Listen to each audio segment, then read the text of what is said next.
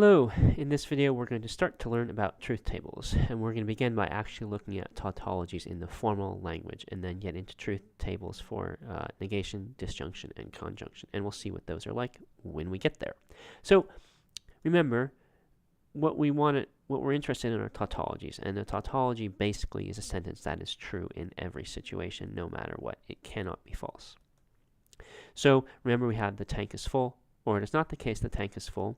So he said we wanted to show that that was a tautology. And so first we supposed that the tank is full, and we said, well, that means the whole sentence is true.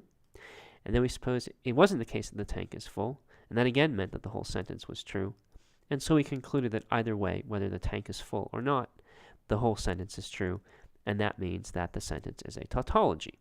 Now we could do this in the formal language as well. So if we took that the sentence, the tank is full, or it is not the case that the tank is full, we could symbolize that as P or not P. And then we might say, well, suppose P is true.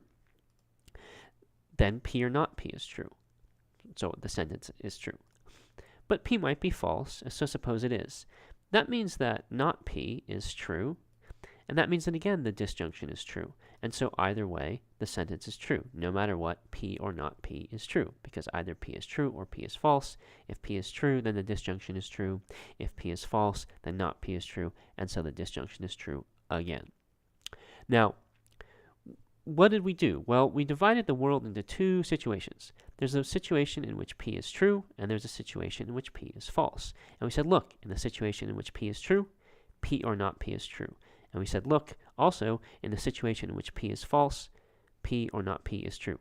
So we divided all of the possible situations in the world into two kinds, the kinds in which P is true and the kinds in which P is false, and then we observed that P or not P is true in both of those kinds of situations, and since those are all the situations there are, P or not P is true no matter what. We could also write this out instead of in a circle in a diagram or a table like this. So suppose P is true. Well, what does that mean? It means that not P is false, but more importantly, it means that P or not P is true. And again, we could suppose that P is false. What does that mean? Well, that means that not P is true, and also that P or not P is true. And so we can represent this reasoning we're doing in a little table. On the left-hand side, we have P, then we consider, okay, if P is true, what else happens? And that's what we do on the first row. And then on the second row, we ask, well, what about when P is false? Then what happens? And we find out what the truth values of other sentences are, given that P is either true, as it is on the first row, or false, as it is on the second row.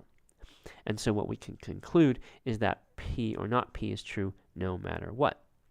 Now, what this means is we have an efficient way of surveying all the situations. We don't actually have to go and look at each one and find out, is P or not P true in this situation?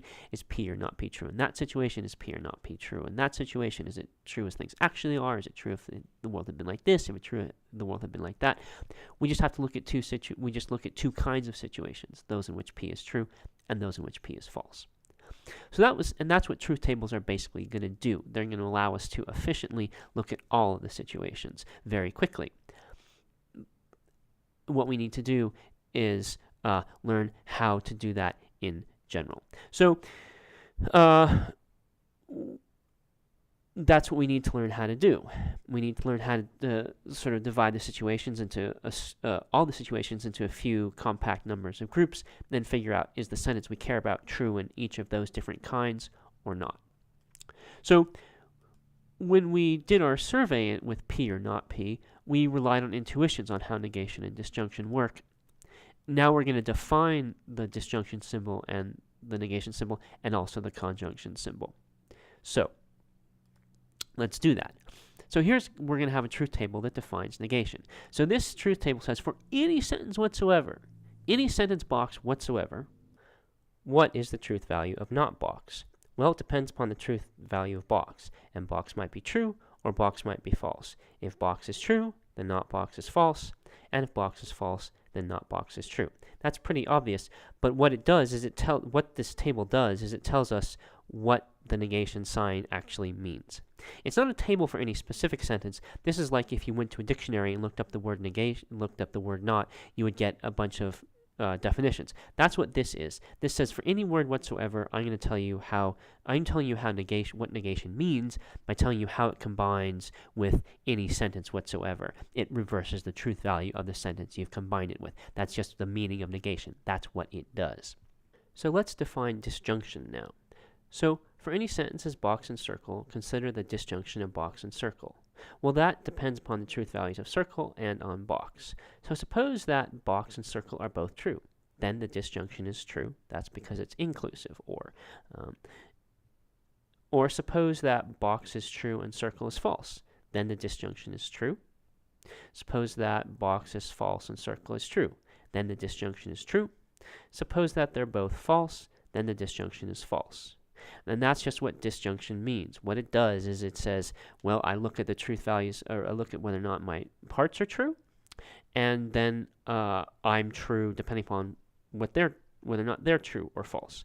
And this is the inclusive or. And that's just what or means. It forms a sentence that's true in some situations and false in others, depending upon whether or not its parts are true or false in some situations, or which situations they're true and false in. And we've covered all the situations here. And so we know in any situation whatsoever, if I find out that the left disjunct is true and the right disjunct is false, then the whole thing is true. Okay, and let's look at conjunction. So if we want to know whether or not box and circle is true, we need to know about the truth of or falsity of circle and the truth or falsity of box. So let's suppose that they're both true. Then the conjunction is true. Now suppose that box is true and circle is false. Well, then the conjunction is false. Suppose that box is false and circle is true. Then the conjunction is false. Suppose that box and circle are both false. Then again, the conjunction is false. So that's pretty straightforward. We've surveyed all the possible situations, and we know here's the one kind of situation in which box and circle is true, and in all the others, it's false. So we can put these together all on in one table. And this shows all three of the definitions we just gave it. It shows when box and circle is true, when box or circle is true, and when not box is true. And I've printed this out as a separate document and attached it on the module page as a separate document. And you should definitely download this and use this when you're working on the truth table problems. We'll get to those, but you want to print this out now so that you have it when we do those problems. So now what? We did an example of one truth table for one sentence P or not P, and then we had truth table definitions for the symbols negation, disjunction, and conjunction, but we don't actually yet know how do we find out whether or not other sentences are tautologies or not. We don't know. Well, the answer is we do truth tables for them, but we haven't really explained how do we build the truth tables for other sentences, and also we haven't talked about the biconditional and the conditional. So the next module, we'll talk about the conditional and the biconditional. In the rest of this module, we're going to say, okay, so we've talked about informal tautologies. We had this example of a formal tautology, and we learnt the definitions of negation, disjunction, and conjunction. Now we're going to see how to apply those definitions in a bunch of different cases by constructing truth tables for other sentences. And so that's what we'll get started in the next video.